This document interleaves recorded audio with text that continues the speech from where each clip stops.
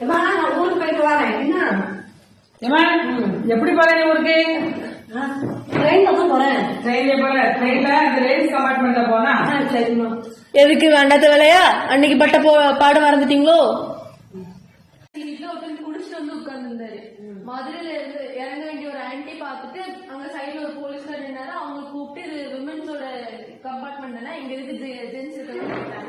அப்போ இவங்க எல்லாரும் போலீஸ் வந்து சொல்லியும் அந்த ஜென்ஸ் எல்லாம் இறங்கல. நான் பாத்துப்பேன் அப்படின்ற மாதிரி அவங்க சொல்றாங்க.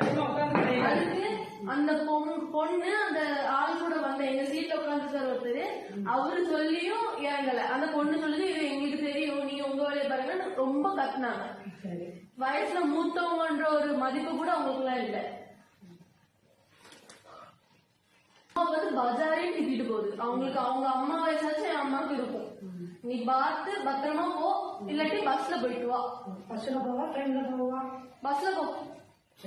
ட்ரெயின்ல போறதே நம்ம சேஃப்டிக்கு தான் நம்ம போறோம். லேடிஸ் கம்பார்ட்மெண்ட்ல போனா நமக்கு வசதியா இருக்கும், கொஞ்சம் ஃப்ரீயா இருந்தா படுத்துக்கலாம் அப்படின்னு.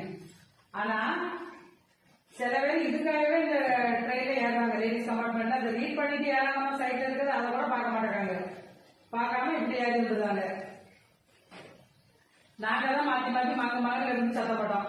வேற யாருமே ஏன்னே கேட்க மாட்டேங்கிறாங்க. இதே மாதிரி இதுக்கு முன்னாடி மதுரைக்கு போகும்போது எனக்கு ஒரு இன்சிடென்ட் நடந்தது. அப்பவும் இதே மாதிரி தான். அவரவருக்கு வந்து அவரவர் தான் பார்க்கணும். வேற யாருமே இதுல வந்து நம்மள மாதிரி உள்ள லேடிஸ் தானே நடக்கு அப்படின்னு சொல்லிட்டு அதை ஏன்னு கேட்கணும் அப்படிங்கக்கூடிய அந்த மைண்டும் இல்ல. சரி லேடிஸ்க்கு கொடுத்த அந்த கம்பார்ட்மெண்ட் வந்து லேடிஸ் தான் அதை யூஸ் பண்ணணும் அப்படிங்கக்கூடியது இல்ல. கொஞ்ச நேரம் கழிஞ்ச உடனே பார்த்தாச்சுன்னா ஜென்ஸ் எல்லாம் போய் டாய்லெட்ல ஸ்மோக் பண்ணிட்டு பீடி துண்டு சிகரெட் எல்லாமே அந்த கோப்பைக்குள்ள போட்டுட்டு போறாங்க. அது பயங்கர ஸ்மெல் அடிச்சு வெளியே வரைக்கும் வருது. அந்த கோப்பைக்குள்ளே யூஸ் பண்ணிட்டு போறாங்க. நம்ம எதுக்கு லேடிஸ் கம்பார்ட்மெண்ட்ல தனியா ஏறோம்? நம்ம ஃபேமிலியா போனா நம்ம கூட ஹஸ்பண்ட் இருப்பாங்க, இல்ல அண்ணன் தம்பி யாராவது இருப்பாங்க, அவங்க கூட நம்ம இருந்துக்கிடலாம் நார்மலா உள்ள ஜெனரல் கம்பார்ட்மெண்ட்ல. ஆனா இந்த மாதிரி ஒரு லேடிஸ் கோச்ல நம்ம போறோம்னு சொல்லி சொன்னா எதுக்காக அதுல போறோம்? எல்லாருமே லேடிஸா இருப்பாங்க, நம்ம ஃப்ரீயா இருந்துடலாம்.